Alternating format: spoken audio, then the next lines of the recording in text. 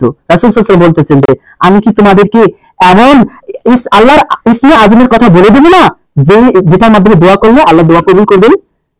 তো মুহাম্মদ সাল্লাল্লাহু আলাইহি ওয়াসাল্লাম বলতেছেন আর সেটি হচ্ছে ইউনূস নবী ওই দোয়াটা করেছিলেন যিনি কিনা তিনটা অন্ধকারের মধ্যে ছিলেন।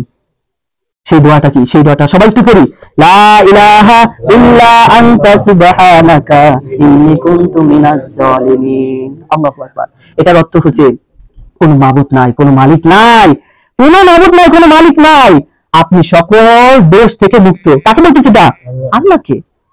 আল্লাহু আকবার। আপনি সকল দোষ থেকে কি মুক্ত, আপনি স্যার কোনো ইলাহ নাই, কোনো মালিক নাই, যত অপরাধ যত অন্যায় সব আমি করছি, লা ইলাহা ইল্লা আনতা সুবহানাকা ইন্নী কুনতু মিনাজ জালিমিন, আমি নিজের প্রতি জুলুম করেছি, সকল অপরাধ আমি করছি।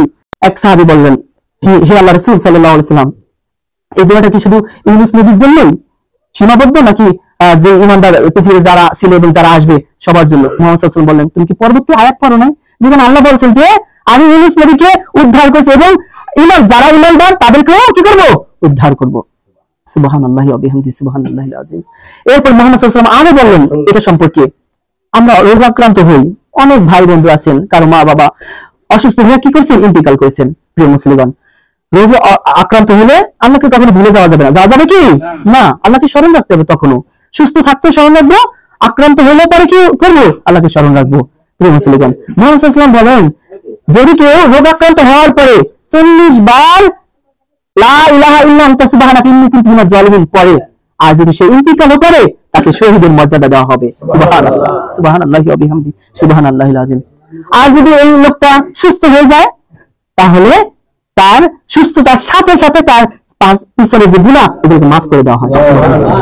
সুবহানাল্লাহি ওয়া বিহামদিহি সুবহানাল্লাহিল আযীম। তো রাসূল সাল্লাল্লাহু আলাইহি ওয়াসাল্লাম বলতেছেন যে আমি কি তোমাদেরকে এমন আল্লাহর ইসমে আজমের কথা বলে দেব না যে যেটার মাধ্যমে দোয়া করলে আল্লাহ দোয়া কবুল করবেন।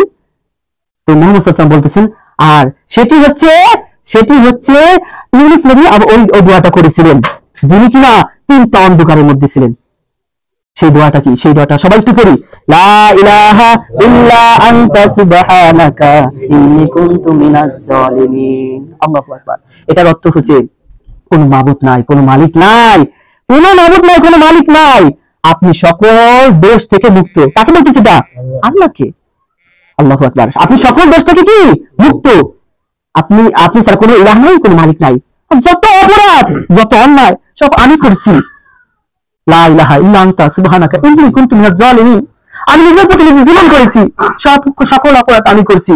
এক সাহাবী বললেন, হে আল্লাহর রাসূল সাল্লাল্লাহু আলাইহি ওয়াসাল্লাম, এই দোয়াটা কি শুধু ইউনূস নবীর জন্যই সীমাবদ্ধ নাকি যে ঈমানদার পৃথিবীতে যারা ছিল এবং যারা আসবে সবার জন্য? মুহাম্মদ সাল্লাল্লাহু আলাইহি ওয়াসাল্লাম বললেন, তুমি কি পরবর্তী আয়াত পড়ো নাই যেখানে আল্লাহ বলেছেন যে আমি ইউনূস নবীকে উদ্ধার করেছি এবং যারা ঈমানদার তাদেরকেও কি করব? উদ্ধার করব। সুবহানাল্লাহি ওয়া বিহামদিহি সুবহানাল্লাহিল আযীম। এরপর মুহাম্মদ সাল্লাল্লাহু আলাইহি ওয়াসাল্লাম আরো বললেন এটা সম্পর্কে, আমরা রোগাক্রান্ত হই, অনেক ভাই বন্ধু আছেন কারো মা বাবা অসুস্থ হয়ে কি করছেন? ইন্তেকাল করেছেন। প্রিয় মুসলিমগণ, রোগে আক্রান্ত হলে আল্লাহকে কখনো ভুলে যাওয়া যাবে না। যাওয়া যাবে কি না, আল্লাহকে স্মরণ রাখতে হবে। তখনও সুস্থ থাকতে স্মরণ রাখবো, আক্রান্ত হলে পরে কি করবো? আল্লাহকে স্মরণ রাখবো। প্রিয় মুসলিমগণ, মুহাম্মদ সাল্লাল্লাহু আলাইহি ওয়াসাল্লাম বলেন যদি কেউ রোগাক্রান্ত হওয়ার পরে 40 বার লা ইলাহা ইল্লা আনতা সুবহানাকা ইন্নী কুনতু মিনাজ জালিমিন পড়ে, আর যদি সে ইন্তিকাল করে তাকে শহীদের মর্যাদা দেওয়া হবে। সুবহানাল্লাহ, সুবহানাল্লাহি ওয়া বিহামদিহি সুবহানাল্লাহিল আযীম।